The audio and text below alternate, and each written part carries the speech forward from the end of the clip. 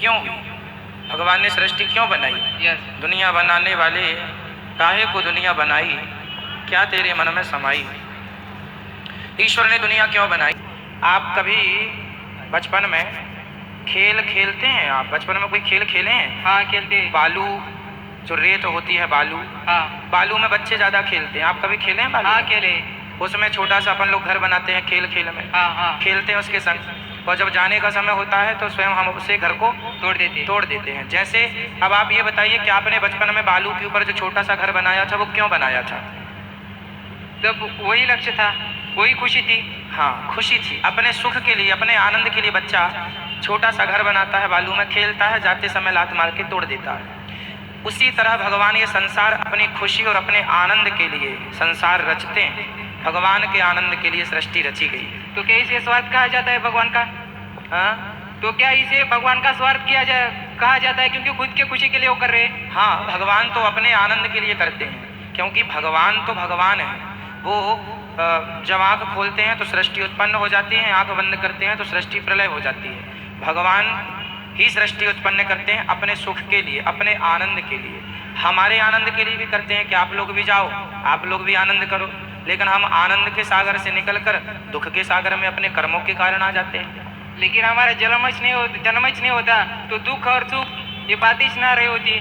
नहीं, जन्म होता है ना, देखो आपका भी जन्म हुआ, हमारा भी हुआ, जन्म तो हुआ। लेकिन ये भगवान की खुशी के लिए तो हुआ ना, हमारी खुशी के लिए तो नहीं। नहीं, भगवान की तो खुशी है, पर आप भी अपने घर में खुश रह लेते हैं कि नहीं।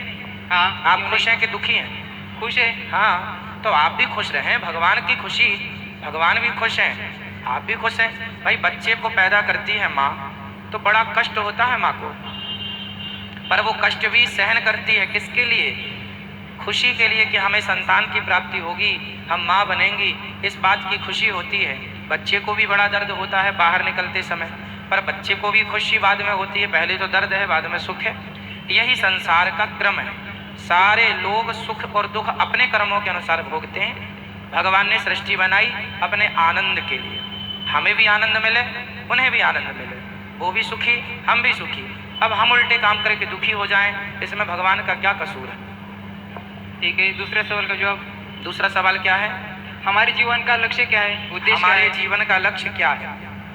गंगा गंगोत्री से बहती है, गंगा जल गंगोत्री से निकला है ना, वो हाँ। पानी कब तक चलता है, सागर पहुंचने तक। हाँ, जब तक सागर ना मिल जाए तब तक चलता ही रहता है।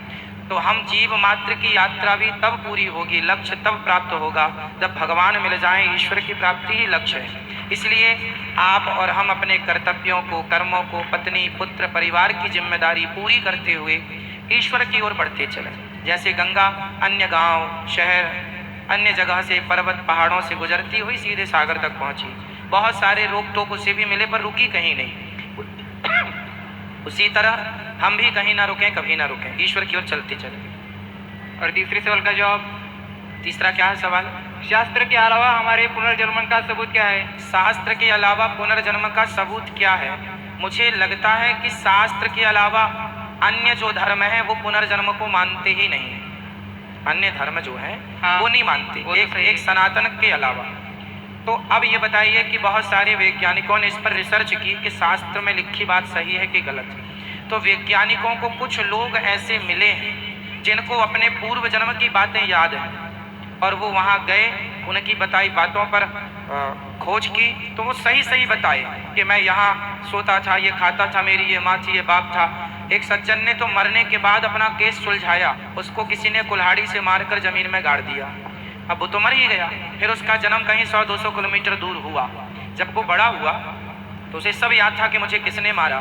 फिर वो वापस आया, उसने केस किया कि मेरे हत्या इस आदमी ने की। जज तो आश्चर्य में पड़ गया कि तेरी हत्या हो गई तो तू जिंदा खड़ा है। बोले पिछले जन्म में। बोले कहाँ तुझे दफनाया, उसने पूरा बताया, फलानी जगह, कुल्हाड़ी कहाँ है वहाँ, सब खोदा, मिल गया, उसे सजा हुई जिसने मारा।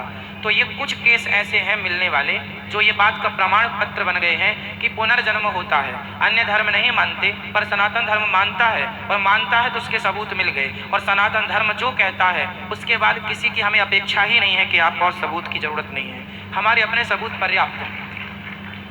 ठीक है, हाँ ठीक है। ये बात जो मैंने कहानी बताई है किसी देश की घटना है कि उसने मरने के बाद अपना केस, मैंने कोई यूँ नहीं बताई, मैंने सुनी है, आप भी इस पर यदि सर्च करेंगे गूगल पर तो बहुत सारी बातें प्रमाण के साथ, कई बार न्यूज चैनलों पर भी ये बातें दिखाई जाती हैं पुनर्जन्म की। बहुत सारे